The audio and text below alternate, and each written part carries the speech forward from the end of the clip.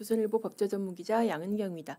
자, 오늘은 그 광복절 특집으로 준비를 해봤습니다.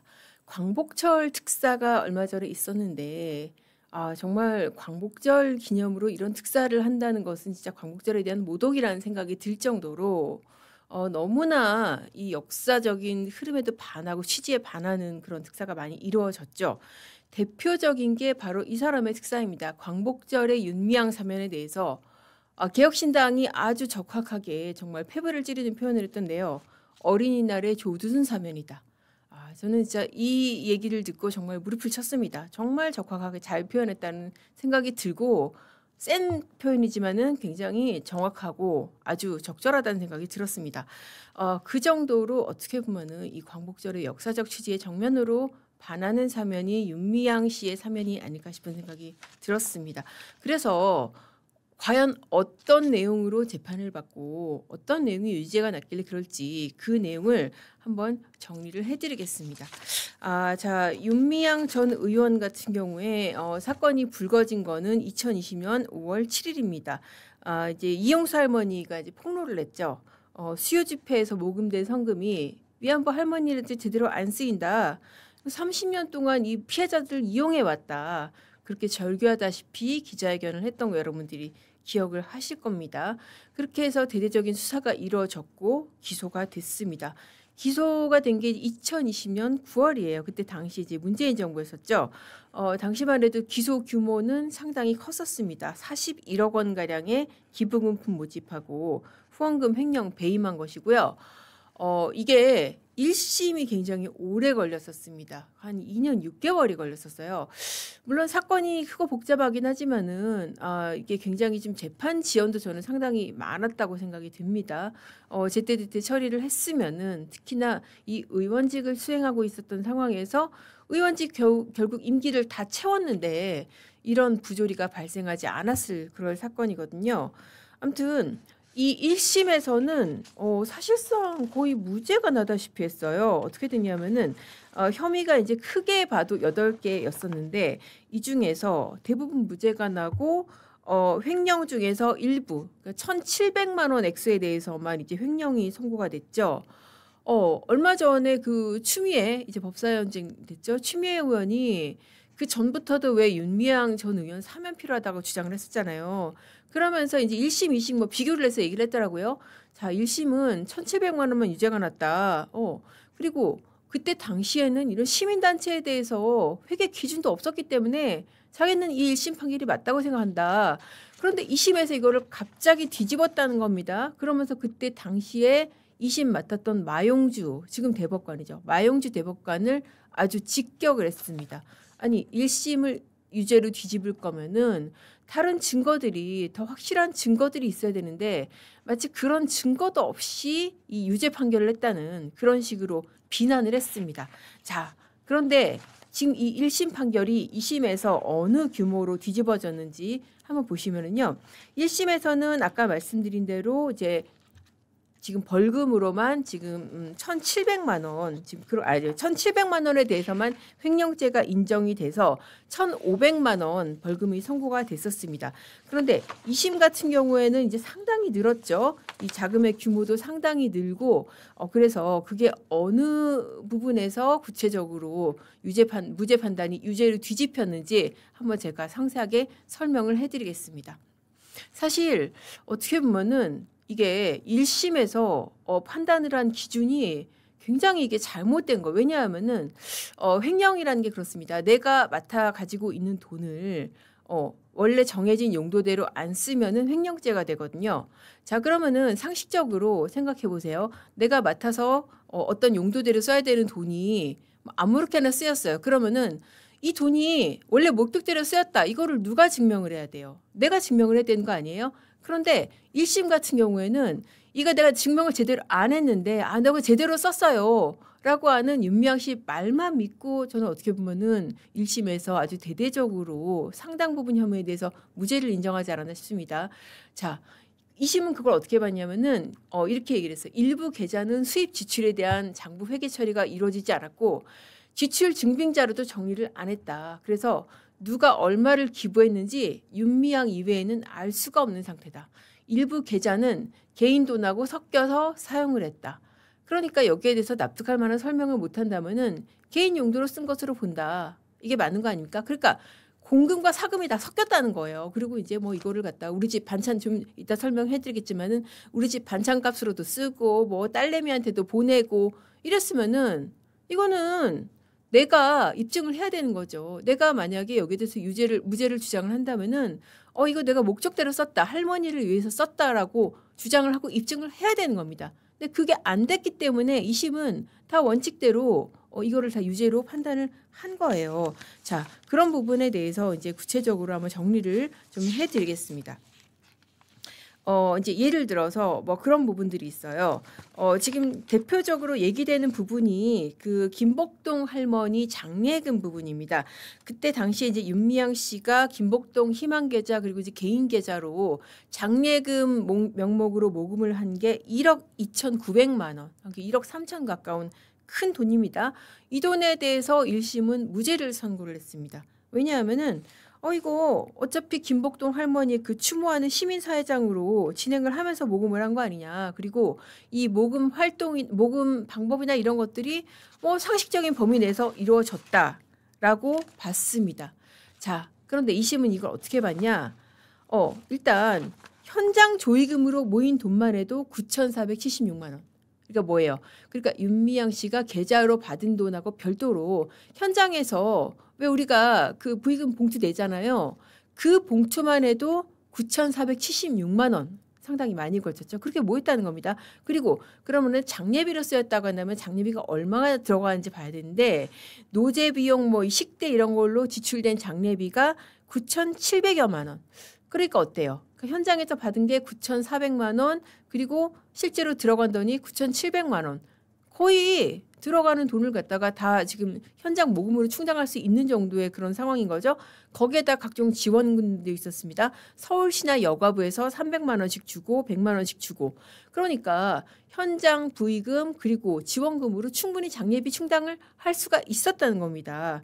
자, 그리고 이 조의금 명목으로 돈을 모았다고 하는데 윤미향 씨 개인 계좌 아니면 김목동의 희망 나비 계좌로. 그런데 김복동 할머니한테는 유족도 없다는 거예요. 하다못해 이 장례금에 쓰이고 남은 돈을 갖다가 만약에 이런 이 조의금 명목으로 모았다라고 하려면은 그 돈을 갖다가 유족한테라도 주든지 그렇게 해야지 이 취지대로 실현이 되는 거 아니에요. 근데 유족도 없었다. 그리고 이런 1억 2,900만 원 개인 계좌나 이런 거로 모은 돈 대부분 다 시민단체 후원 관련 사업 이런 데 쓰였다는 거예요. 자, 이게 개인적으로 쓰인 돈이 아니더라도 이렇게 돈을 모금한 거는 뭐가 문제가 되냐면은 개인이 이렇게 어떤 명목으로 돈을 모금하는 것 자체가 기부금법 위반입니다. 이거를 법으로 규제하지 않으면은 온갖 사람들이 온갖 명목으로 다 돈을 모금할 거잖아요. 그 과정에서 불법적인 일도 많이 생기겠죠. 그렇기 때문에 이걸 법으로 규제를 합니다. 이 기부금품 같은 경우에는 명목을 정하고 신고를 하고 그런 절차를 거쳐야 되는데 이런 거 없이 어떤 조의금 명목으로 돈을 다 모집을 했기 때문에 이 돈이 설령 어떤 개인, 윤미향 개인을 위해서 쓰이지 않더라도 이게 법 위반이 맞다는 겁니다. 이게 사실 상식적이죠. 2심이 굉장히 꼼꼼하고 상식적으로 잘 따진 거예요. 그래서 1심은 아유 뭐 할머니 장례금으로 썼네. 뭐 쓸만하네. 그리고 무죄로 봤는데 이 부분에 대해서 이 기부금법 위반으로 판단을 한 겁니다. 2심이 뭐라 그랬냐면은 이거 정당한 지적이라고 생각이 드는데 이렇게 시민사회당에 소요되는 장례비 수준을 넘어서 이런 시민사회장을 명목으로 불특정 다수로부터 모금하는 행위를 용인한다면은 기부금법상 규제를 쉽게 피할 수가 있다. 그러니까 이렇게 하면 안 된다는 거죠. 그리고 장례는 한 3일 치렀는데 윤미향 씨가 계좌로 모은 기간은 어떻게 됐냐면은 2019년 1월 29일에서 2월 26일 한 달 동안. 이상하지 않습니까? 이거는 말이 안 된다는 거죠. 자, 그렇게 해서 이제 1심 무죄가 2심 유죄로 뒤집혔고 이런 게 한두 개가 아니라는 거예요. 그래서 이제 제가 이 판결문을 그때 하나하나 다 분석을 했고 판읽기로 들려드렸고 많은 분들이 보셨거든요. 그래서 그 내용을 다시 한번 정리를 해드리면서 최근에 이제 업데이트된 상황까지 이제 그 방송을 제가 오늘 준비를 했습니다. 저는 윤미향 씨 이 수백 페이지 판결문 중에서 이런 부분들이 가장 어떻게 보면은 좀 치가 떨리고 야 이건 이렇게까지 했어? 이러니까 개혁신당의 이 표현이 정말 맞는 표현이다. 이런 사람을 광복절 특사를 하는 것은 어린이날에 조두순을 풀어주는 것 같다. 그런 생각이 들었습니다. 어떤 부분이냐면은 자, 할머니들한테 쓴다는 명목으로 온갖 어떤 개인적인 명목으로 쓴 것으로 보이는 그런 지출 내역입니다.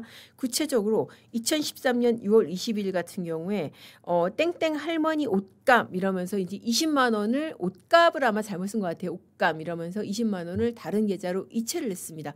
뭐 이런 부분에 대해서 1심 같은 경우에는 아이고 증빙은 없는데 이전에도 선물 비용을 이체한 적이 있다. 그러니까 윤미향 씨 말이 맞을 수가 있다. 자, 옷값으로 이체했다라고 한다면은 할머니 옷을 샀어야 되는 거 아니에요. 그걸 증빙을 해야죠. 근데 증명을 제대로 못했습니다. 근데도 1심은 그 말이 맞을 수 있다라고 그래서 이거를 무죄로 봤는데 2심은 원칙대로 했습니다. 별도 증빙이 없으면 믿을 수가 없다. 그리고 활동가가 무슨 땡땡 할머니, 여기서 땡땡 할머니 옷값이라고 했잖아요. 이 할머니 방문해가지고 옷을 전달했다고 하는데 객관적인 증빙이 없다라고 하면서 이런 부분들을 다 유죄로 봤습니다. 자, 또 이제 어떤 게 있냐면요. 2013년 8월 6일 날 할매 미국 옷이라는 명목으로 26만 원을 자기 계좌, 그러니까 윤미향 씨 계좌로 이체한 이런 부분이 있었습니다. 할매 미국 옷을 왜 자기 계좌로 이체를 해서 이거부터 이상하지 않습니까? 근데 1심은 이런 걸로 그냥 넘어갔어요. 2심에서 꼼꼼하게 따졌습니다. 이거 납득할 만한 설명이나 자료가 없다. 그리고 할머니가 그냥 자료라고 낸 게 어떤 거냐면은 할머니가 그냥 옷을 입고 있는 그런 사진이라는 거예요. 할머니가 옷을 입고 있는 거를 갖다가 이거를 할매 미국 옷 말이 안 되잖아요. 객관적 자료라고 볼 수 없다. 이런 것들이고요. 2014년 2월 3일 300만 원. 이거는 이제 또 할머니 선물비 이체라고 하면서 또 누구 계좌로 갔겠어요? 윤미향 씨 계좌로, 자기 계좌로 간 겁니다. 자, 여기에 대해서 윤미향 씨가 뭐라 그러냐면은 이거 할머니들 방문하면서 줄 그 정관장 있잖아요. 홍삼 제품. 이거를 현금으로 사가지고 이거 보전을 받은 것이다. 그러니까 먼저 내가 개인 돈으로 정관장 선물을 샀고 이거를 내가 내 계좌로 보전을 받은 것이다. 이렇게 변명을 했습니다.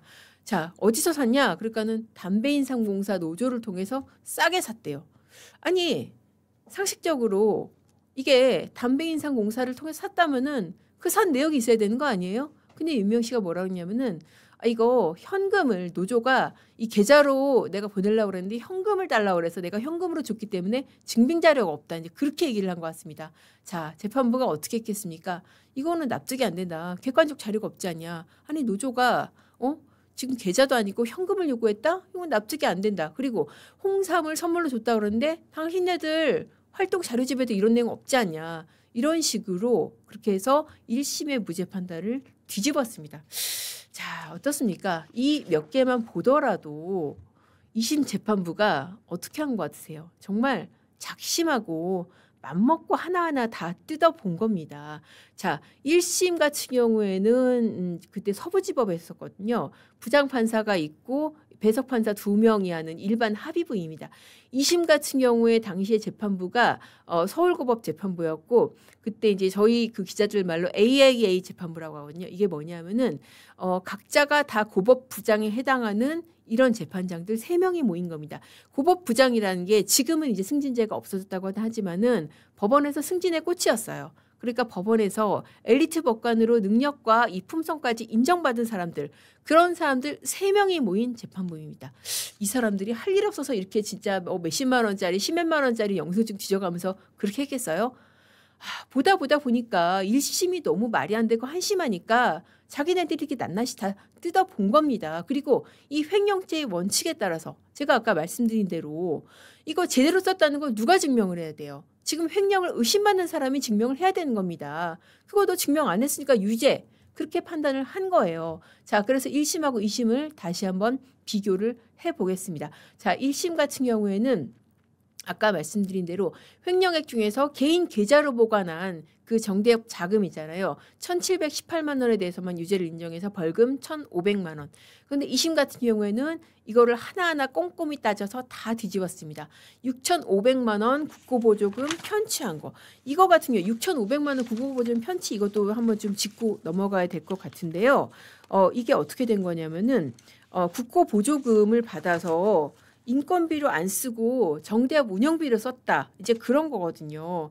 그런데 이게 1심 같은 경우에는 이거를 무죄라고 봤어요. 이거를 왜 무죄로 봤냐면은 정대협 직원들이 업무상 도움을 많이 줘가지고 보조금을 받아서 다시 이체해서 기부했다. 이게 이제 어떤 거냐면은 자, 국고 보조금을 받았어요. 그러면은 어떻게 해야 되는 거예요? 그 보조금 목적에 맞게 써야 되는 거 아니에요. 그렇죠? 그런데 이 직원 계좌의 인건비로 그 배정된 거를 갖다가 다시 이 윤미향 씨가 이제 다시 이제 자기 몫으로 이렇게 받은 거예요. 자, 이건 뭐예요? 국고보조금 편취잖아요. 그런데 1심이 도대체 이거를 어떻게 무죄로 봤냐? 직원들이 그렇게 얘기를 했다는 거예요. 아이고, 다른 직원들이 업무상 도움을 많이 줘가지고 이 보조금을 내가 다시 기부를 냈다. 그러니까 이건 편취가 아니다. 그렇게 얘기를 했는데 여러분 이게 어떻게 상식적으로 납득이 안 되지 않으세요? 말만 들어도. 근데 이 말을 믿고 무죄라고 했는데 2심은 아니다. 이거는 이런 식으로 이 인건비로 배정된 거를 다시 이체받고 다시 기부받는 거. 왜 국회의원 사무실에서 좀 이따 설명드리겠지만은 그런 소위 말해서 꺾기식의 이런 그 보조금 편취를 좀 많이 하거든요. 관습적으로. 그런 식의 이 보조금 편취다. 이거는 보조금 지급에 허위 외관을 만들기 위한 형식적인 행위다. 그래서 이거는 국고보조금을 편취하는 것인 동시에 이 부정한 방법으로 국고보조금을 받은 것이다. 그래서 이거 유죄로 봤습니다. 그리고 1억 3천만 원 아까 말씀드린 대로 이 김복동 할머니 부의금 명목으로 모은 거 이거 유죄로 받고 그리고 횡령 액수가 대폭 늘었습니다. 8천만 원 횡령. 그렇게 해서 이것들이 유죄가 났기 때문에 징역 1년 6개월에 집행유예 3년이 나온 겁니다. 사실 이것도 어떻게 보면 생양형이라고 하긴 어렵죠. 그러니까 실형도 아니잖아요. 윤미향 씨 실형 산 거 없습니다. 이 사건으로. 실형도 아니고 집행유예인데 이거를 이번에 사면을 해준 거예요. 자, 어떻습니까? 이게 주머니 돈이 쌈짓돈처럼 정말 위안부 할머니에게 뭐 좋은 음식 하나라도 더 드시고 살아계신 동안에 좋은 옷 한 벌이라도 더 입으시라고 정말 마음을 모아서 줬던 이런 기부금들이 이렇게 상당 부분 윤미향 씨의 개인 용도라든지 뭐 이런 부분으로 쓰인 그런 혐의에 대해서 1심은 거의 대부분 다 면죄를 해서 사실상 무죄 판결을 한 것인데 2심이 하나하나 꼼꼼하게 따져가지고 유죄 판결을 했던 겁니다. 이거를 갖다가 대법원에서 확정을 했는데 근데 그 사이에 시간이 너무 많이 흘렀어요. 윤미향 당시 민주당 의원이었죠. 윤미향 전 의원의 임기가 결국 다 지나가고 나서 이 판결이 확정이 됐기 때문에 원래대로라고 한다면은 집행유예 판결이 확정이 되면은 이게 금고 이상이기 때문에 의원직 상실이 됩니다. 그런데 이미 판결이 났을 시점에 이미 다 임기를 다 채운 상황이었어요. 이것도 이 사건도 어떻게 보면은 재판 지체에 폐해를 보여주는 대표적인 사건이라는 그런 생각이 듭니다. 자, 이렇게 우리 모두가 한마음 한마음을 다 모아서 이 위안부 할머니들이 얼마 남지 않은 여생 동안에 좋은 옷 한 벌 더 입고 맛있는 음식 한 그릇 더 드시라고 모아둔 돈을 이렇게 상당 부분 부정하게 쓰고 취지와 다르게 쓰고 이런 범죄에 대해서 면죄부를 준 게 이번 특별 사면인 것이죠. 그러니까는 이 개혁신당 말한 대로 이거는 어린이날에 조두순 사면한 거나 똑같은 거다. 그만큼 광복절에 이 취지에 먹칠하고 광복절의 취지를 모욕하는 그런 특사다라고 그렇게 얘기를 할 수가 있는 것입니다. 그리고 더 기가 막힌 거는 뭐냐면요. 범죄가 이렇게 확정이 된 이후에도 전혀 반성을 안 했다는 거예요. 자, 이 관련 소송 여러분들 이제 들으신 분은 있으시겠지만은 이 후원금에 대해서 후원자들이 이거 반환해줘라는 소송을 냈었습니다. 그런데 형사사건이 이렇게 길게 늘어지니까 이 소송 자체도 상당 부분 지체가 돼 있었습니다. 그러다가 형사사건이 유죄가 확정이 되고 나서 다시 재개가 됐었습니다. 자, 재개가 된 재판에서 재판부가 직권으로 화해 권고 결정을 내렸습니다. 화해 권고 결정이라는 건 뭐냐면은 이게 확정되면은 확정 판결하고 똑같은 거예요. 그러니까는 판결 내는 대신에 자, 일종의 조정안으로 이렇게 하면 되겠지. 너네들 여기다 사인해. 그리고 이거 이의 신청 안 하면은 이거 확정된 걸로 할게. 라는 그런 권고입니다. 자, 그런데 이 화해 권고한 내용이 지금 뭐냐면은 돈 돌려주라 이것이고, 심지어 이 사건 같은 경우에 돌려달라라고 요구한 돈의 액수가 얼마인지 아세요? 지금 원고 2명이 소송을 냈고 120만 원입니다. 야, 120만 원 2명이서 후원금 낸 거 총 합쳐서 120만 원 돌려달라고 했고, 재판부가 그래 지금 형사상으로도 유죄 났으니까 돌려줘 라고 화해 권고 결정을 내렸는데, 윤미향 전 의원 어떻게 했습니까? 이 재판에 대해서도 이거 이의 신청했어요. 나 못 돌려줘. 대단하지 않습니까? 아니 120만 원이에요. 지금 1200만 원도 아니고 1억 2천도 아니고 120만 원을 못 돌려주겠다고 이의 신청을 한 겁니다. 그렇게 해서 지금 자기 잘못을 끝까지 인정을 안 하는 이런 사람을 특별 사면을 한다? 여러분, 이건 정말 이거 사면권 남용 아닙니까? 아니 이재명 대통령이 지금 불과 1년 반 전에 그렇게 했잖아요. 이게 정말 이거야말로 이거 무슨 군주제국가 아니야 그런 식으로 얘기까지 했잖아요. 이거야말로 이거는 정말 제왕적인 사면권 남용인 거죠. 이렇게 자기 죄를 인정하지도 않고 반성도 안 하고 피해 회복 노력도 안 하는 사람한테 사면이 이게 가당키나 한 것인지. 아니 윤미향 씨 진짜 그 페이스북에 그런 내용도 썼다면서요. 욕하는 것들 불쌍하다 그런 얘기도 했잖아요. 이런 사람을 이게 사면을 해주는 게 이게 말이 됩니까? 자, 그렇게 해서 이 사건은 이 역사적인 의미를 우리가 한번 되짚어 보기 위해서도 기록을 남겨야 된다는 생각이 들었습니다. 그러니까는 이거는 그야말로 자기의 유죄 판결을 정면으로 부정하는 것이고, 이 평생 위안부 활동을 해왔다는 사람이 이 활동의 취지까지도 정면으로 부정하는 그런 행동이 아닐까 싶습니다. 그러니까는 이 반환소송 대리했던 변호사도 아니 이 사면 말이 안 된다고 생각한다. 그런 메시지도 내고 했었잖아요. 자, 이렇게 해서 이 말도 안 되는 그야말로 공분을 자아내는 윤미향 씨의 사면에 대해서, 윤미향 씨 사면 같은 경우에는 집행유예인데 사면한 의미는 뭐냐면은 결국 피선거권 문제죠. 피선거권이 집행유예 같은 경우에는 집행유예 기간이 끝나기 전에는 선거에 출마할 수가 없습니다. 아까 어떻게 됐어요? 징역 1년 6개월에 집행유예 3년이라고 그랬죠. 그러니까 3년 동안 윤미향 씨는 선거에 출마할 수 없는 것인데 이번에 사면을 했잖아요. 그렇기 때문에 이게 풀리는 겁니다. 그러니까 다음 총선에 아마 나갈 수가 있을 겁니다. 빠르게는 아마 지방선거에 나갈 수가 있겠죠. 내년 지방선거에도. 그것 때문에 구속도 안 됐던 사람을 사면을 한 거죠. 자, 이렇게 해서 윤미향 전 의원의 진짜 제가 그 지난 썸네일에서 그런 내용을 썼었는데 치가 떨리는 수백 페이지 판결문을 하나하나 뜯어보면은 치가 떨리는 그런 판결을 한번 분석을 해봤습니다. 자, 이 사건도 지금 안 다뤄볼 수가 없습니다. 조국 전 대표, 이제 조국 다시 또 대표로도 복귀를 하겠네요. 조국 전 조국혁신당 대표의 사면. 그렇게 힘들게 건넌 조국의 강을 민주당이 스스로 다시 빠져드는 게 아닐까 싶습니다. 사실 이 사면 같은 경우에 제가 지난 판읽기에서도 해드렸지만은 민주당 내부에서도 상당히 이견이 많고 갈등이 있었던 그런 사면인데 결국 단행을 했죠. 그래서 이 조국 사건의 역사적 의미에 대해서도 다시 짚어보지 않을 수가 없고요. 그리고 중요한 것은 지금 조국 사건을 뒤집으려는 시도가 현재 진행 중입니다. 며칠 전에 MBC에서 대구 MBC에서 보도가 하나 났어요. 자, 어떤 내용이냐면은 썸네일 한번 띄워주시겠어요? 자, 이게 지금 이런 보도 보신 분 있을지 모르겠습니다. 단독 그래서 정경심 동양대 표창장 위조 판결 뒤집는 새로운 증거.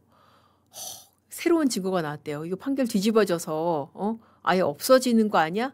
그렇게 혹시 생각하시는 분들이 있을 것 같아서 제가 여기에서 나온 이 증거의 의미 그리고 이제 새로운 증거인지까지도 하나하나 분석을 해드리겠습니다. 자, 이미 사면이 됐는데 지금 이거를 왜 할까 싶죠?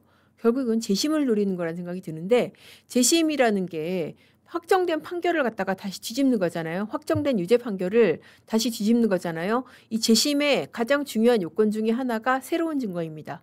새로운 증거가 나왔다. 그거죠. 이거는 누가 봐도 이 재심을 노리는 그런 시도의 하나로 해석이 될 수 있는데 보겠습니다.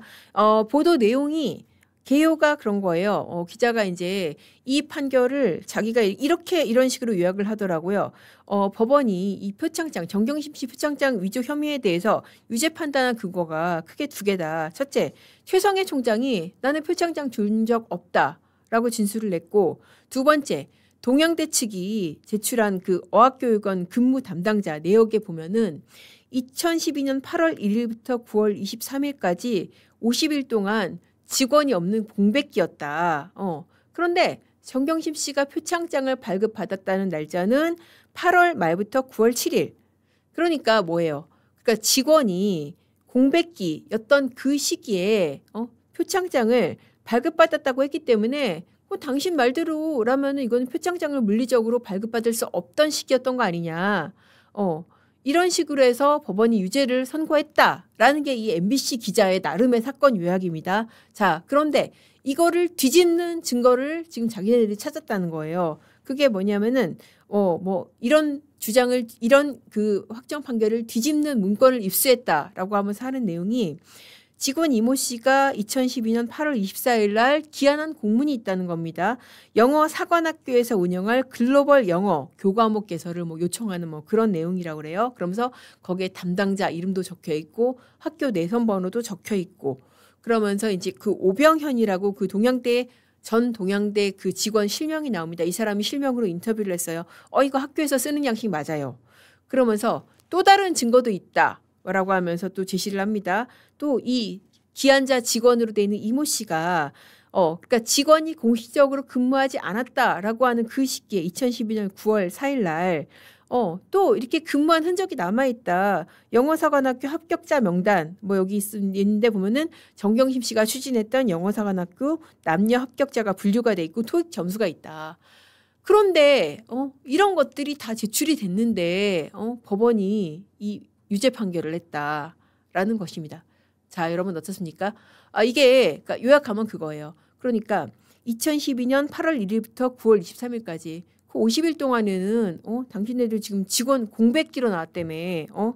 근데 그 공백기에 어떻게 그러면 정경심이 표창장을 발급을 받았겠어? 그러니까 이거는 발급이 애초부터 불가능한 거야. 정경심이 위조한 거야. 라는 게 이제 법원의 판결 취지라는 것인데 이거 전제부터 사실 틀렸어요. 그러니까 법원이 직원이 없었던 시기에 발급받았기 때문에 유죄다. 그게 아니에요. 자, 이 사건의 핵심적인 유죄 증거는 뭐냐면은 최성해 씨의 진술은 맞습니다. 당시 최성해 총장 그러니까 동양대 총장 표창장이잖아요. 발급 권한이 있는 사람은 총장입니다. 근데 총장이 내가 준 적 없다 그랬어요. 그러니까 이거는 위조가 맞잖아요. 그리고 또 하나, 자, 총장의 진술이 하나가 있고 또 하나는 뭐냐면은 이 컴퓨터에서 발견된 파일이죠. 뭐예요, 이게? 그러니까 왜 우리 영화 기생충의 장면을 똑같이 따라했다 그렇게 해서 그때 당시 기사 많이 났었잖아요. 바로 아들의 표창장, 이 상장 이 파일을 스캔을 해가지고 아들의 상장 파일에 있는 총장 직인을 그대로 스캔을 해가지고 왜 그림판으로 스캔을 했다고 했잖아요. 그거를 그래서 이 딸의 표창장으로 만들었다는 거 아닙니까? 그래서 이 영화 기생충의 그 상장 위조 수법하고 똑같다. 그래서 서울대 문서위조학과 갈실력된다 이러고 나왔던 그 영화 기생충 혹시 기억나시는 분들 있을지 모르겠는데 그렇게 했던 그 위조 수법 있잖아요. 그 표창장 파일 직인 파일 이게 정경심 씨 컴퓨터에서 발견이 됐기 때문에 결국 이 뒤집을 수 없는 이 유죄 증거가 된 거거든요. 이 직원의 근무일자 이거는 정말 그 유죄를 인정하는 그 수백 가지 증거 중에 하나이고요. 그리고 중요한 것은 그때 당시에 동양대 직원들도 뭐라고 했냐. 자, 제가 이제 그때 당시에 그 판결문을 그대로 어제 이제 집에서 쭉 읽어봤어요. 그 한 400페이지, 500페이지 되는데 그 관련된 부분을 한번 찾아서 읽어보니까 이 지금 방금 그 대구 MBC 인터뷰했던 오모라는 이 직원이 판결문에도 이름이 등장을 합니다. 이 사람은 2012년 9월 7일경에는 어학교육원에서 근무하지 않은 사실 이런 게 이제 그 언급이 돼요. 경위 사실 중에 하나로 언급이 된 거는 맞습니다. 자, 그런데 더 중요한 거는 그때 당시에 다른 직원들이나 이런 사람들이 내가 그때 그 지금 위조로 의심받았던 그 조민씨 표창장 있잖아요. 이거 기한한 사실이 없어요. 그리고 이 어학교육원장으로 정경심 씨가 부임한 이후에 어학교육원 그 명의로 우수상, 최우수상 어떤 형식의 상도 준 적이 없다라고 그때 당시에 직원들이 다 진술을 했습니다. 그리고 동양대 표창장 수여하고 관련해서 서류 기한도 안 했다. 그리고 상장을 뭐 원래 정경심 말도 막 계속 바뀌었어요. 처음에 이제 이거를 뭐 내가 정식대로 받은 거다라고 했다가 결국 그 시기가 아니고 나중에 주서받은 거다. 뭐 그런 얘기도 하고 말이 왔다 갔다 하고 그랬었거든요. 그러면은 나중에 받았다는 그 부분에 대해서도 이제 좀 수사기관이 확인했었습니다. 근데 그 부분에 대해서도 그때 당시에 직원들이 그렇게 재발급 받을 수 있는지 물어보는 것도 뭐 들은 적이 없다. 그렇게 요청에 따라 재발급한 사실도 없다라고 이 사건에서 다 증언을 했고 그런 내용이 판결문에 다 나와 있습니다. 자, 그러니까 뭐예요? 지금 MBC가 새로운 증거라고 하는 것들이 다 그때 당시에 판결에 다 가만히 된 겁니다. 자, 그래서 저도 이제 이게 뭔가 싶어서 뭐 검찰이나 이런 데 이제 그곳에 확인을 해봤어요. 그러니까 나오는 반응이 뭐냐면은 야, 이거 새로운 증거라고? 너무 새롭네. 그러더라고요. 너무 새롭다. 이게 뭐겠어요? 반어법이죠. 너무 새로워서 너무 놀랐다. 제발 판결을 뒤집으려면은 제발 새로운 증거를 좀 가져왔으면 하는 바람입니다. 자, 그 법조인들은 다 알잖아요. 재심을 하려면은 유죄 확정 판결을 뒤집으려고 한다면은 새로운 증거가 나와야 됩니다. 정말 새로운 증거가 나와야 되는 거예요. 아니 지금 이 사건에서 결정적인 증거는 이 컴퓨터 파일 그리고 총장의 진술. 지금 뭐 새로운 증거라고 내는 거에서는 이 두 가지를 지금 뒤집지를 못하잖아요. 최성애 씨가 뭐 지금 와서 말을 바꾼다 한들 그게 재심의 증거가 될 수가 있겠습니까? 그리고 이 지금 그 아들의 이 상장의 파일 이게 뭐 없어질 수가 있겠어요? 그러니까 이 사건은 참 이게 뭐랄까 이게 정말 어떻게 보면은 계속해서 손바닥으로 하늘을 가리려는 듯한 그런 시도들이 결국은 이런 어리석은 결과를 낳지 않나 그런 생각이 들었습니다. 자, 그리고 지금 이 부분에 대해서도 한번 짚고 넘어갈 필요가 있을 것 같아요. 이게 정경심 씨가 뭐 표창장 위주로 그깟 표창장 하나로 징역 4년? 이게 말이 돼? 이렇게 해서 온 가족이 도륙된 거야. 이건 너무 가혹해. 이거는 윤석열 검찰이 온 가족을 도륙한 거야. 라는 뭐 이제 그런 프레임이 아직까지도 있고 뭐 이번 사건 같은 경우에도 이 윤석열 수사를 다 뒤집으려고 하면서 이 사건도 결국 이제 사면을 한 것으로 보이는데 과연 표창장으로 4년이 나온 것인지 이 부분을 한번 제가 지금 따져 드리려고 합니다. 자, 불과 얼마 전에 여러분들이 많이 공분하셨던 사건이 있습니다. 바로 뭐냐면은 이춘석 의원 왜 그 주식 거래한 거 있잖아요. 차명 거래한 거. 보좌관 명의로 차명 거래한 거. 자, 보좌관 명의로 차명 거래한 것보다 사실 더 분노를 자아낸 것은 이거 미공개 중요 정보 이용한 거 아니냐. 당신 어디서 고급 정보 가져와가지고 지금 선행 매매한 거 아니야? 그 부분이잖아요. 왜냐하면은 이춘석 의원이 그 국정기획위원회 그 AI 그 분과장 그러니까 경제 분과장이었잖아요. 그래서 AI 관련 중요한 보고를 받았을 것으로 추정된 사람이잖아요. 그런데 당시에 그 화면이 어땠어요?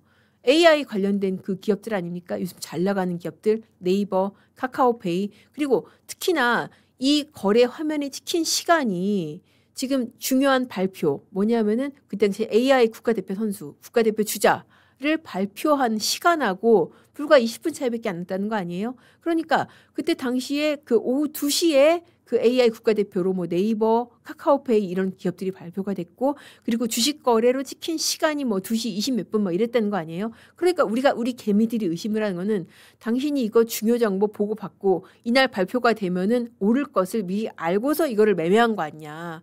이게 정말 그 개미들을 그 들끓게 하는 그런 요소잖아요. 미리 고급 정보 알고 매매하는 거. 자, 이런 요소가 정경심 씨한테도 있었고 심지어 정경심 씨는 이 혐의로 유죄가 확정이 됐습니다. 이거를 사실 많이들 모르시더라고요. 이게 단순히 입시 비리 사건이라고만 생각을 하시는데 아닙니다. 중요한 요소가 있었습니다. 바로 미공개 중요정보 이용 혐의, 자본시장법이죠. 이 부분에 대해서 다시 한번 짚어드리겠습니다. 자, 미공개 중요정보 이용 혐의 한번 다시 CG 한번 띄워주시겠어요?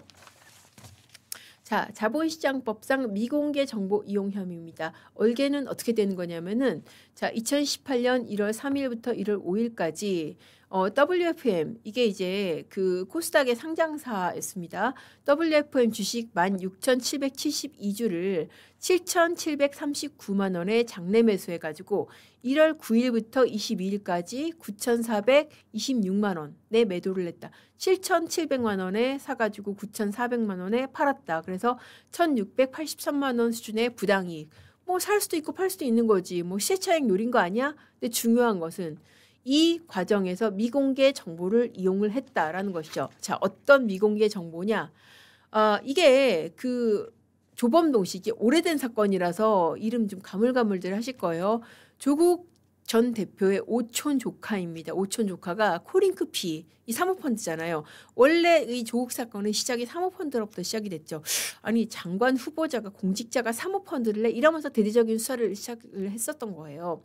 이 코링크피 그 대표가 실질 대표가 코스닥 상장사 이 WFM을 인수하면서 얻은 여러 가지 정보를 정경심 씨한테 넘겨준 거 아니냐 그런 거예요.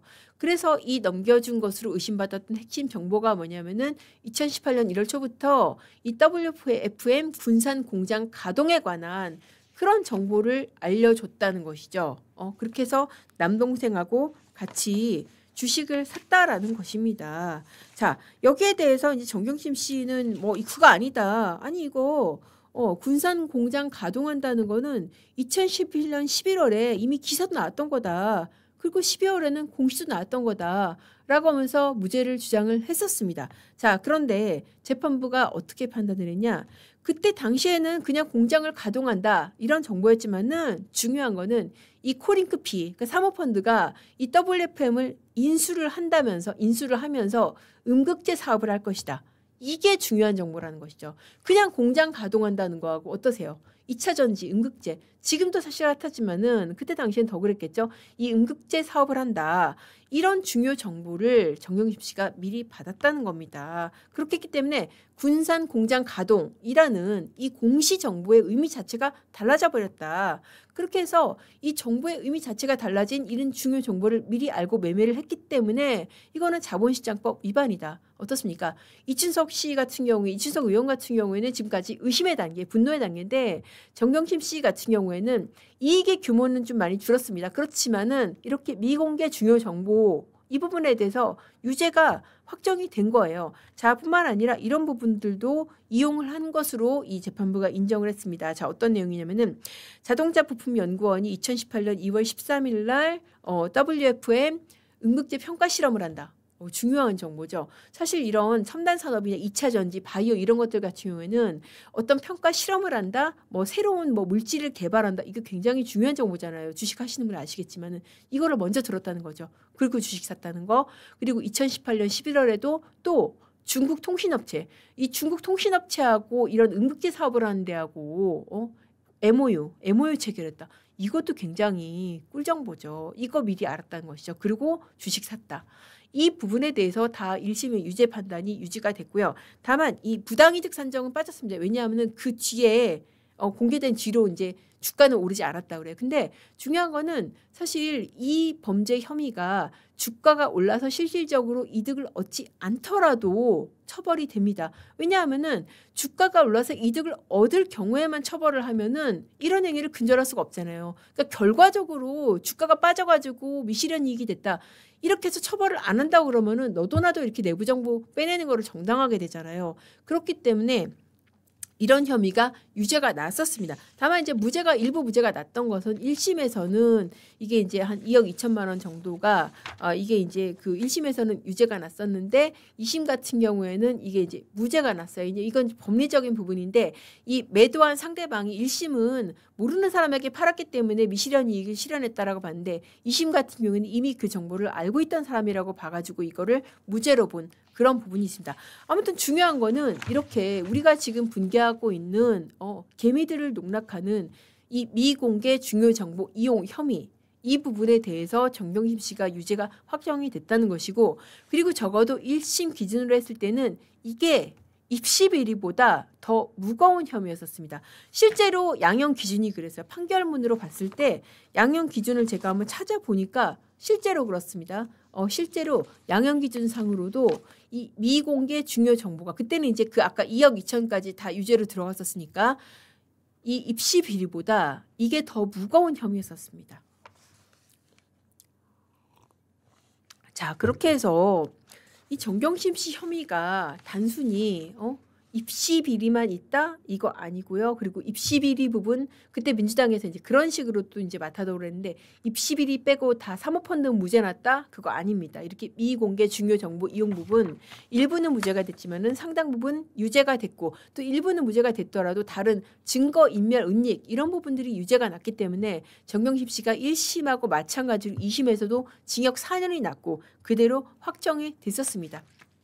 그리고 여러분들 다 아시다시피 그 7가지 7대 허위 스펙 있잖아요. 뭐 이 위조 표창장을 비롯해 가지고 뭐 고등학생이 뭐 의학 논문의 1저자로 등재됐던 부분이라든지 무슨 뭐 공주대에서 뭐 실험을 전혀 안 하고 잠만 잤다고 그러는데 거기에 대해서도 인턴 증명서를 받은 부분이라든지 그런 부분들 다 유죄로 인정이 됐었습니다.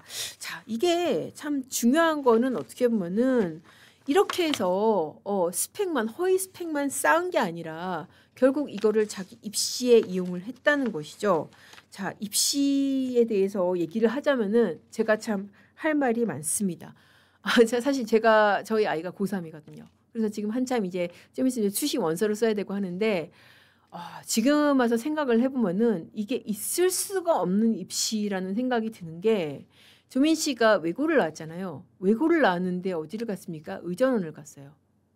이게 도대체 말이 되나요? 물론 이제 그때 당시에는 조민 씨뿐만 아니라 뭐 이런 식으로 입시의 구멍을 이용해서 이렇게 좀 말도 안 되는 그 스펙 점프를 시도한 사례가 상당히 많았을 것으로 생각이 되는데 그러니까 정경심 씨 계속 그걸 얘기잖아요. 그때 당시에 제도를 이용하고 있다. 근데 그냥 제도를 이용한 정도가 아니라 이건 뭐예요? 표창장을 위조를 하고 하지도 않은 인턴 활동을 했다고 적어내고 그것도 그냥 순순하게 한 게 아니라 주변 사람들을 회유하고 압박하고 이런 식으로 해서 다 가짜 스펙을 만들어냈다는 것이잖아요. 자, 이게 지금 이제 혹시 이제 그 입시제로 이제 뭐 관련된 분들이 있으실 것 같아서 제가 좀 설명을 드리자고 한다면은 지금 같은 경우에 지금 기준으로 의대에 가려고 한다면은 내신이 1점대 1.0몇 정도 돼야지 그 의대 수시 넣어볼 수 있을 겁니다. 그리고 뿐만 아니라 수능도 잘 봐야 되죠. 그 수능 최저라고 하잖아요. 그러니까는 수능 그 각 과목의 합이 그러니까 등급의 합이 3합 4. 그러니까 세 과목의 합계가 지금 4를 넘지 않을까. 1112 뭐 이렇게만 돼도 뭐 맞출까 말까 그렇게 되는 거죠. 그리고 뭐 심하게는 4합 5. 그러니까 11112 거의 이런 식으로 나와야지만이 의대를 갈까 말까 이렇다고 해서 다 가는 것도 아니고 자 그런데 지금 와서 생각해보면 기가 막힌 게 조민 씨가 이렇게 숫자로서 나타나는 그런 스펙들이 없다는 거예요. 다 뭐예요? 그러니까 이 조민 씨가 사실 그때 이제 그 개탄을 자안했던 게 학교에서 전교 1등하고 막 수능 거의 막 만점에 가깝게 맞고 그러고 플러스 이런 스펙들이 있어서 간 게 아니라니까요. 그런 숫자적인 그런 스펙이 거의 없이 이렇게 무슨 뭐 인턴 증명서 뭐 어디 뭐 봉사활동 뭐 이런 걸로 지금 외고생이 의대를 갔기 때문에 의전원을 갔기 때문에 학부모들이 분개를 하고 정말 온갖 사람들이 다 마음이 돌아서고 심지어는 뭐 민주당 지지했던 사람들까지도 마음이 돌아서서 결국 정권 교체까지 이어졌던 그런 사안인 거예요. 물론 이제 지금의 입시 기준하고 당시의 기준하고 뭐 단순 비교는 안 되겠지만은 제가 이제 그 말씀을 드린 이유는 현직 그 고3 엄마의 입장으로서 야, 지금 생각해 보면은 너무 좀 말도 안 되는 이 스펙 점프라는 생각이 들어서 이렇게 내신이 정말 1점 극초반이고 수능 체제도 빵빵하게 맞춰야지 이 넣을까 말까한 이런 그 의대 지금 의전원이 없어지니까 의대 이쪽 계열을 외고생이 뭐 이런 수능 최저나 이런 것도 없이 이런 스펙만으로 갔다? 이게 말이 돼? 라는 생각이 지금 그때는 아마 지금처럼 이렇게 의대 광풍이 불지는 않았을 텐데 지금의 이 시점에서 생각해 보면은 정말 더 말이 안 된다는 생각이 들어서 우리 모두를 공분케 했던 그런 입시 비리라는 생각이 들어서 한번 짚어봤습니다. 재판부에서도 뭐라고 그랬냐면은 1심에서는 그런 표현도 했어요. 진실을 이야기한 사람들에게 정신적인 고통을 줬다. 이거는 그냥 당신네들이 그냥 스펙을 뭐 위조하고 허위작출하고 그런 것뿐만 아니라 어떻게 했다는 거예요. 수사 재판 과정에서도 진실을 이야기할 법한 사람들, 그러니까 당시에 그 조민의 친구들이라든지 조민 그때 걔 안 왔어요라고 이야기할 수 있는 이런 사람들한테까지 지금 고통을 줬다는 거예요. 이거를 재판부가 엄히 꾸짖은 겁니다. 2심에서도 마찬가지예요. 피고인은 이런 얘기를 했어요. 정경심 씨한테 이 사건 수사와 재판의 과정 내내 당시의 입시제도 자체가 문제라는 태도로 이 범행의 본질을 흐렸다. 그러면서 피고인과 그 가족에 대한 선의로서 사실과 다른 내용의 확인서까지 작성해줬을 사람들한테 또 그 확인서들과 표창장이 진실하다고 믿었을 입학 사정 담당자들한테 책임을 전가하고 있다. 그러니까 어때요? 그러니까 이렇게 어떻게 보면은 숫자로 나타나는 객관적으로 증빙할 수 있는 그런 성과가 없는 채로 이런저런 엄마 아빠가 만들어 놓은 이런 스펙으로 의전을 오니까 어떻게 됐어요? 조민 씨가 유급을 2번이나 하지 않았습니까? 그렇게 유급을 했는데도 어떻게 했어요? 장학금을 받았습니다. 심지어. 자, 그 장학금에 대해서 그 교수가 뭐라 그랬어요? 이거 공부를 못해서 혹시 공부를 포기할까 봐 지금 낙담할까 봐 격려하는 장학금을 줬다. 여러분 유급했는데 장학금 받아보신 분 혹시 있으세요? 있으시면은 한번 혹시 나중에 댓글로 남겨드리면은 제가 뭐 정말 사비로 기프티콘이라도 한번 싸드릴게요. 그렇게 정말 말도 안 되는 장학금을 줬던 사람까지 이번에 사면이 됐습니다. 누구예요? 노한중 교수. 노한중 그때 그 의전원장 그때 당시에 뇌물죄로 기소가 됐었어요. 그러니까 이 장학금 600만 원 그때 준 장학금이 600만 원이었습니다. 이거는 조민 씨한테 그냥 장학금으로 준 게 아니라 결국 그 아버지인 주국 당시 민정수석한테 준 뇌물 아니냐. 그래서 뇌물죄로 기소가 됐는데 뇌물은 무죄가 나고 이 청탁금지법, 김영란법 위반은 유죄가 났었습니다. 그런데 이 김영란법 위반 600만 원 선고받았던 노환중 당시 의료원장까지 이번에 사면이 됐습니다. 어떻습니까? 야, 이거는 지금 보세요. 조국, 정경심 씨는 사실 이미 가석방된 상태인데 이번에 사면 복권됐고 조국 씨 이번에 실형 지금 살고 있다는 지금 8월 15일 나면 나오겠네요. 지금 얼마 안 남았죠? 나올 것이고 또 관련자 누구 있습니까? 최강욱. 지금 최강욱 전 의원 같은 경우에는 그때 특히 이제 아들 부분에 많이 관여를 했었죠. 아들의 허위 인턴 증명서. 자기가 변호사하면서 변호사 사무실에서 당시에 인턴 안 했는데 인턴 했다라고 속된 말로 가라. 허위 인턴 증명서를 써준 그런 혐의로 재판을 받게 됐는데 거기서도 계속 뭐 공소권 남용에서부터 정말 온갖 주장을 다 했지만은 다 안 받아들여지고 결국은 유죄 확정이 됐었죠. 근데 이제 그거를 사면을 해준다는 겁니다. 그때도 이제 실형은 아니고 집행유예가 나는데 그걸 사면을 해준다는 건 결국 또 뭐겠어요? 이것도 이제 피상호권에 관련된 것이겠죠. 자, 이 사면에 대해서 최강욱 전 의원 본인 페이스북에 어떻게 썼습니까? 착하게 살자. 착하게 살겠습니다. 착하게가 아닙니다. 착하게. 이거 착하게 살게요. 아유, 비웃는 거죠. 조롱하는 겁니다. 그러면서 윤두머리는 가만두지 않겠다. 그러니까는 자기를 이렇게 기소해서 유죄 판결을 받게 한 그러니까는 윤석열 전 대통령 우두머리, 내란수계 이런 거를 결합한 단어 같은데 윤두머리 가만두지 않겠다. 이렇게 일을 가는 페이스북을 남겼었습니다. 야, 광복절 사면 정말 진짜 아름답죠. 여러분 어떻습니까? 이런 사람들을 사면을 한 게 지금 이번 8.15 사면입니다. 광복절의 의미에 대해서 정말 그야말로 똥물 끼얹은 거예요. 자, 그러면은 이 모든 사태의 발단이 됐던 조국 전 대표 혐의를 안 다룰 수가 없는데요. 조국 전 대표 재판이야말로 그야말로 사법정의가 낳은 부조리의 결정판이라고 할 수 있죠. 이 사건을 단죄하는데 무려 5년이 걸렸었습니다. 여러분 기억하시는 분 계시겠지만은 1심에서 징역 2년 실형이 나왔죠. 그리고 2심도 징역 2년 실형이 나왔는데 정말 기가 막혔던 게 실형이 나고도 법정 구속을 안 했습니다. 재판부에서. 도대체 왜 안 했는지 지금 하나 이해가 안 가는데요. 제가 알기로는 이 법정 구속을 안 한 것 때문에 변호사들이 엄청 애를 먹었대요. 뭐냐면은 난리가 났대. 의뢰인들이 정말 자기를 갖다가 들들 볶는다는 거예요. 아니 조국은 지금 2년까지 징역 아니 2심까지 실형이 나고도 법정 구속이 안 됐는데 나는 지금 왜 들어가야 되냐. 그 구속된 의뢰인 접견 가면은 다 그 얘기를 하면서 변호사를 들들 볶아뜨렸습니다. 이게 그 정도로 말이 안 되는 거예요. 그렇게 2심까지 실형이 나고도 법정 구속을 안 하니까 결국 어떤 일이 벌어졌냐. 창당을 했죠. 자기 이름을 딴 조국 혁신당을 만들어서 심지어 다음 총선 그러니까는 지금 기준으로 했을 때는 작년 4월 총선에서 돌풍을 일으켰죠. 물론 이렇게 돌풍을 일으킨 데는 윤석열 전 대통령의 어떤 자멸적인 선택들이 큰 영향을 많이 끼쳤죠. 의대 정원이라든지 그리고 이제 이 호주 대사 문제라든지 여러 가지 진짜 자충수들을 많이 뒀기 때문에 그런 조국당의 뜻하지 않은 돌풍까지도 이르렀지만은 아무튼 여기까지 이른 데는 이 사법 부정이 이 재판이 1심 재판이 늘어지고 2심에서 실형이 선고가 됐는데도 법정 구속을 안 한 이런 사법 부조리, 사법 불공평이 상당 부분 좌우를 했었습니다. 자, 그렇게 해서 조국 전 대표 같은 경우에도 혐의가 자녀 입시 비리뿐만이 아닙니다. 자녀 입시 비리 혐의를 보면은 그 주로 이제 아들에 관련된 혐의였었죠.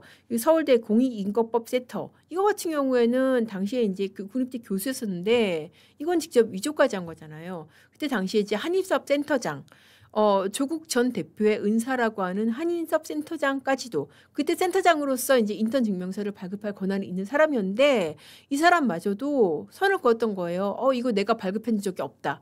자, 그럼 뭐가 되는 거예요? 조국 전 대표가 위조한 것이 되는 것이죠. 그렇게 해서 이 부분은 위조로 심지어 공문서 위조로까지 유죄가 확정이 됐었고요. 자, 뿐만 아니라 최강욱 씨하고도 어떻게 보면은 이게 서로 이제 조금 그 갈등선이 있었던 그런 사건입니다. 왜냐하면은 최강욱 씨가 2017년 같은 경우에는 내가 허위 인턴 증명서 작성해 준 게 맞다라고 인정을 했던 부분인데 2018년도 인턴 증명서는 이건 난 써준 적이 없다. 그랬던 거예요. 자, 그럼 뭐가 되는 거예요? 2017년 거는 허위 작성이 맞지만은 2018년 거는 위조가 되는 겁니다. 자, 위조와 허위 작성이 뭐가 다르냐면은 위조는 진짜 작성 권한이 없는 사람이 맘대로 만든 게 위조이고요. 허위 작성은 작성 권한이 있지만 그 내용을 허위로 쓴 게 이게 허위 작성입니다.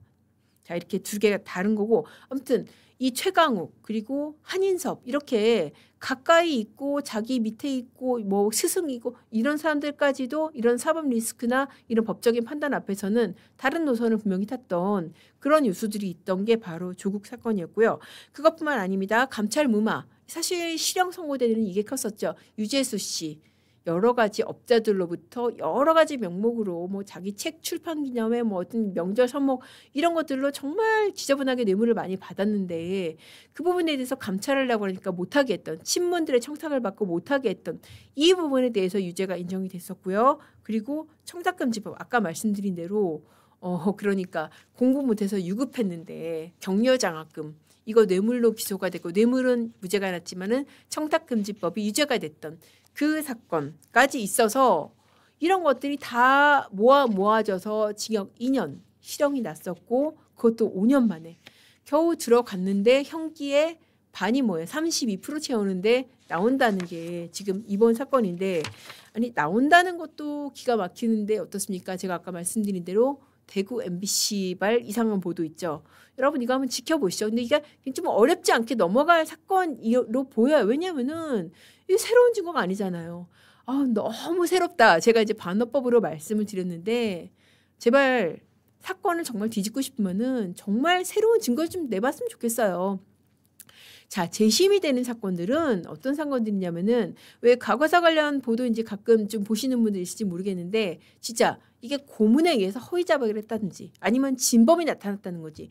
이런 게 아니면은 재심 어렵습니다. 왜냐하면은 확정 판결이잖아요. 확정 판결을 뒤집는 건 이건 보통 일이 아니거든요. 자, 그 정도의 새로운 증거를 한번 갖고 와 보세요. 그러면 제가 다시 한번 판읽기로 다뤄드리겠습니다. 자, 그리고 이번 사면에서 이 사람도 한번 짚고 넘어가야 될 것 같은데요. 저는 어떻게 보면은 친문 진영에서 진짜 청구서가 세게 들어왔구나 싶은 생각이 들었습니다. 윤건영 그때 국정상황실장도 지냈고 있어요. 어떻게 보면은 문재인 정권에서 가장 실세 중에 한 명이었습니다. 윤건영 의원에 대해서도 이번에 사면이 됐죠. 윤건영 의원 같은 경우에는 그 인턴 허위 등록 이거는 사실 그 관련 직원이 공익제보도 했었잖아요. 내가 윤건영 의원 사무실, 윤건영 의원이 개인적으로 운영하는 이 노무현 재단 부설이죠. 이 한국미래발전연구원, 미래연구원 기획실장으로 이제 그 윤건영 의원이 있었는데 그때 당시에 회계 담당 직원 그 김한희 씨라고 있습니다. 이 김한희 씨를 어디에 등재를 했냐면 의원실. 자기 의원실이 아니고 자기 그때 의원이 아니었으니까 100원의 의원실 인턴으로 등재를 시켜서 허위 급여를 받은 겁니다. 이 허위 급여를 받아서 이 직원한테 준 것도 아니고 이거를 갖다가 다시 윤건영 의원한테 송금을 하겠다는 거예요. 어떠세요? 제가 아까 앞서 다루드린 그 윤미향 그 사무실에서 보조금 허위 수령한 그 수법하고 좀 비슷하지 않나요? 그러니까 그런 식으로 이 허위 급여를 타먹었다. 그런 혐의가 이 포착이 됐고 이게 어떻게 포착이 됐냐면은 이 김한희 씨가 공익제보를 했었어요. 공익제보를 하면서 이게 논란이 되니까 당시에는 뭐 윤건영 의원이 아니 내가 그거 고작 500만 원 그거 편취하려고 내가 그렇게 사기를 쳤겠어요. 그렇게 강력히 반발을 했는데 결국 기소가 약식 기소가 됐었습니다.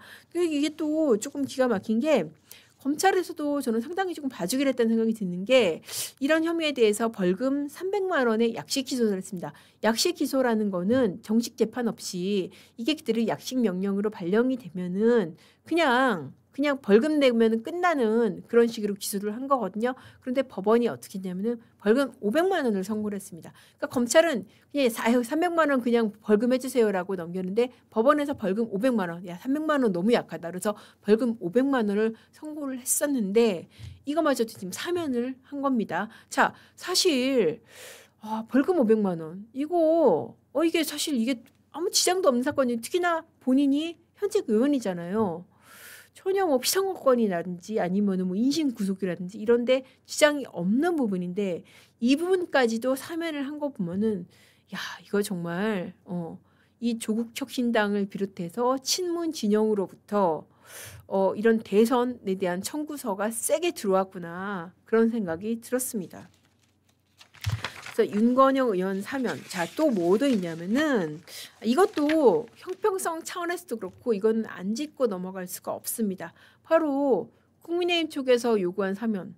어떤 인사들인지 안 짚을 수가 없습니다. 국민의힘이 이러니까 지지율이 정말 뭐 10몇 %대 가고 이런 게 아닐까 싶어요. 뭐 여러분들 많은 분들이 분개하셨겠지만은 다시 한번 상기를 시켜드리자면은 그 송원석 원내대표가 이거 문자 보낸 거 그대로 포착이 되지 않았습니까? 아주 그 비굴한 정말 비굴한 그 눈썹 모양의 이모티콘을 보내면서 강훈식 비서실장 자기보다 10살 어려요. 그 송원석 원내대표가 63년생입니다. 그리고 강훈식 비서실장이 73년생이에요. 10살 어린 비서실장한테 명단을 보내면서 저 지금까지 나온 건 이 정도입니다. 그러니까는 그러면서 갈매기 표시로 이모티콘 보내죠. 거기에 대해서 지금 비서실장이 이게 다예요? 라고 하니까 네 답니다 라고 하면서 그렇게 오갔던 이 명단들 다시 한번 짚어보지 않을 수가 없는데요. 그때 당시에 텔레그램 메시지에 있었던 사람이 안상수 전 인천시장 배우자 김모 씨 그리고 정찬민 전 의원 홍문종 전 의원 그리고 심학봉 전 의원인데요. 자, 안상수 전 시장의 배우자 김모 씨는 홍보대행사 대표한테 억대 금품을 줬다고 합니다. 그 20대 대선 그 후보 경선 과정에서 그래서 징역 1년 확정이 됐고 정찬민 전 의원 같은 경우에는 이거는 업자한테 편의 주고 뇌물 받은 거예요. 그래갖고 징역 7년. 야 진짜 이거는 정말 어떻게 보면 지저분한 비리인데 홍문종 의원 같은 경우에도 뭐 크게 다르지 않습니다. 이 사람은 이제 그 사학재단 있잖아요. 사학재단 이사장하고 대학 총장 이런 거 하면서 교비 75억 원 횡령한 혐의 이거로 징역 4년 6개월 확정됐고 심학봉 전 의원 같은 경우에도 이것도 개인 비리예요. 정말 지저분한 개인 비리들인데 2013년에 경북의 제조업체를 정부 지원 사업 대상자로 선정한 대가성 뇌물 이렇게 선정해주는 대가로 뇌물 받은 그런 혐의로 대법원에서 4년 3개월 받아서 선거권, 피선거권 10년 동안 박탈이 됐던 여러분, 우리가 앞서 제가 읊었던 윤미향, 조국 이런 사람들하고 이런 소위 말해서 속된 말로 잡범들하고 지금 엿바꿔 먹은 거예요. 너무 화나지 않나요? 이런 사람이 원내대표로 있다는 것도 정말 저는 너무나 이해가 안 가고 용납할 수가 없고요. 이러니까 어떻겠어요? 민주당 입장에서 정말 국민의힘이 우스워지는 겁니다. 그리고 이거 문자 폭로되고 나서 송호석 원내대표가 뭐 사죄하면서 이거 뭐 철회를 하겠다고 했잖아요. 근데 민주당 입장에서 어떻겠어요? 옳다쿠나 하면서 그냥 그대로 낼름 받아서 해주는 겁니다. 그러면서 자 됐지? 그 너네들이 요구한 거 해줬잖아. 그럼 우리도 우리 필요한 거 할게. 라고 했던 게 이제 조국 윤미향 사면 아닙니까? 그러니까 조국 윤미향 사면에 이 빌미를 발판을 마련을 해준 거예요. 이런 잡범들이 혐의하고 어떻게 보면 엿바꿔 먹은 거죠. 그렇게 해서 이게 정말 국민의힘이 이 정도 수준이니까 이 정도 수준이니까 민주당이 저렇게 말도 안 되는 짓을 해도 지지율 반등 안 되고 지금 저렇게 국민으로부터 외면을 받고 있다는 생각이 듭니다. 자, 이렇게 해서 사면 한번 다뤄봤고요. 이 주제도 한번 좀 다뤄봐야 될 것 같아요. 바로 청담동 술자리 배상 판결이 났습니다. 첫 법원 판단이에요. 그 청담동 술자리 가짜뉴스라는 건 다 알고 계실 건데 법원이 정식으로 이거를 판단을 해줄 겁니다. 자, 청담동 술자리 의혹. 이게 여러분들 이제 내용 혹시 좀 기억 안 나시는 분들 있으실 것 같아서 간략하게 내용을 한번 짚고 넘어가겠습니다. 김의겸 의원이 2022년이죠. 벌써 이제 한 지금 3년 거의 가까이 돼가네요. 2022년 10월 24일 국회 법사위에서 이거를 정면으로 의혹 제기를 했던 겁니다. 의혹의 내용이 사실 듣기로도 굉장히 황당했잖아요. 윤석열 대통령하고 한동훈 법무장관이 그해 7월에 청담동 어떤 술집에서 무슨 라이브 바, 라이브 카페 이런 데서 김앤장 변호사 30명, 이세창 자유총연맹 총재 이런 사람들하고 자정 넘게 술자리를 했다. 야, 대통령하고 법무장관하고 김앤장 변호사 30명하고 자유총연맹 총재까지 자정 넘게 술을 마셨다? 이거 자체로 굉장히 허무맹랑하죠. 근데 이거 사실이에요라고 하면서 그때 녹취까지 틀었잖아요. 국회 법사위 국회 국감장에서 녹취를 틀은 게 뭐냐면은 그 첼리스트가 남자친구한테 세상에 내가 라이브 카페에서 연주를 하는데 대통령하고 법무장관하고 김앤장 변호사 30명이 있었다니까 라고 얘기하는 자기 남자친구한테 얘기했다는 그 통화 내용을 갖다가 틀은 거죠. 그리고 이제 그거를 받은 게 더 탐사. 그렇게 해가지고 이 가짜뉴스를 확대 재생산을 했던 겁니다. 이 가짜뉴스로 정면으로 판명이 된 게 뭐예요? 첼리스트가 실토한 거잖아요. 그것도 거짓말한 거라고. 내가 거짓말한 거라고. 왜냐하면은 내가 그 자리에 지금 남자친구하고 연락이 안 되는 핑계를 찾기 위해서 내가 지금 없는 얘기를 갖다가 만들어냈다는 거 아니에요. 그렇게 본인이 수사기관에서도 얘기를 실토를 했고 법정에서도 증언을 했고 그러니까 이거는 속성상 당연히 가짜뉴스로 판명이 될 수밖에 없었던 겁니다. 그래서 여기에 대해서 이제 한동훈 전 대표가 소송을 냈었죠. 그해 12월에 냈었습니다. 김의겸 의원 그리고 이제 더 탐사 뭐 이런 사람들 상대로 해서 형사고소도 했고 10억 원대 손해배상 소송을 냈는데 이 10억 원 낸 것 중에서 7천만 원이 난 거죠. 7천만 원에 대해서 김의겸 의원 그리고 더 탐사 관계자들 연대에서 배상하라. 연대하라는 것은 한 사람으로부터 7천만 원을 받던 아니면은 n분의 1을 받던 그거는 내부적으로 알아서 하고 어쨌든 이 사람들이 다 공동으로 해가지고 총액 7천만 원과 늦어질 경우에는 이자를 한동훈 전 대표한테 배상할 의무가 있다라고 법원이 판결을 한 겁니다. 자, 법원이 판결한 이유 사실 뭐 너무 당연하죠. 애초부터 가짜뉴스였으니까. 그렇지만 한번 뭐 판결 논리를 짚어보면은 이 첼리스트가 법정에서 증언을 했고 그리고 경찰에서도 다 이런 청담동 술자리 허위라고 했고 그리고 이거를 갖다가 보도하는 매체 입장에서도 이게 과연 진짜일 수가 있을까라고 믿을 만한 근거가 없었다는 거예요. 왜? 허위 보도라고 해서 다 배상 판결이 나는 것은 아니고요. 저도 기자지만은 기자 입장에서 이거를 그때 당시로서는 진짜라고 믿을 수도 있었다라는 그게 있으면은 배상 판결이 안 날 수 있는데 그런 진짜라고 믿을 만한 근거가 없었다는 것이죠. 그래서 연대에서 배상하라라는 판결이 났고 다만 여기서 면책이 된 것은 이 국회의원의 면책 범위에 해당하는 법사위 발언 뭐 이런 부분들만 지금 이 면책이 돼서 이 부분에 대해서만 이제 배상이 안 났던 그런 사건이었습니다. 자, 여기에 대해서 지금 소송을 낸 원고죠. 한동훈 전 대표가 그 얘기를 했더라고요. 자, 이렇게 해서 정말 민주당이 사과해야 된다. 이 가짜뉴스도 사과해야 된다. 이런 저질 가짜뉴스를 국감장에서 계획적으로 유포를 하고 최고위원회에서도 영상으로 재생을 했다라고 하면서 이거를 갖다가 이렇게 되받아쳤어요. 최근에 이재명 대통령이 징벌적 손해배상 도입한다고 그러고 가짜뉴스 엄단한다고 그랬는데 이 사안은 어떻습니까? 자, 이게 누구를 염두에 둔 거겠어요? 바로 보수 매체를 염두에 둔 거겠죠.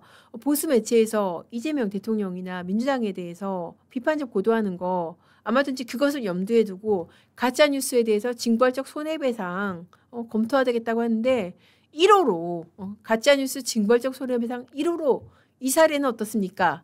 라고 역제안을 하는 겁니다. 그렇게 이제 페이스북의 판결 이후에 반응을 내놨었습니다. 자, 어떠세요? 그러니까 이게 유시민 씨도 그렇고 이렇게 김의겸 전 의원 이번에 이제 새만금 개발청장으로 갔죠. 야, 정말 이런 가짜 뉴스를 이렇게 더군다나 기자 출신이 퍼뜨리고도 이렇게 좋은 자리를 가는데 이런 데 대해서 한동훈 전 대표처럼 이렇게 법적 대응을 따박따박 하는 사람들이 있으면은 이렇게 배상 판결이라도 나고 하는데 그게 아니고 이렇게 막 흩뿌리는 습관적으로 흩뿌리는 가짜 뉴스가 정말 사실인 것처럼 퍼지는 그런 사례들이 정말 한둘이 아니고 실제로도 이렇게 아직까지도 많은 뉴스가 퍼지고 있어서 이런 가짜 뉴스도 우리도 잘 짚어내고 법적으로 대응할 부분들은 아마 좀 따박따박 대응을 해야 되지 않을까 싶습니다. 자, 오늘 판읽기 광복절 특집으로 이런 아이템들 준비를 해봤고요. 다음 시간에는 더 생생한 라이브로 찾아뵙겠습니다. 감사합니다.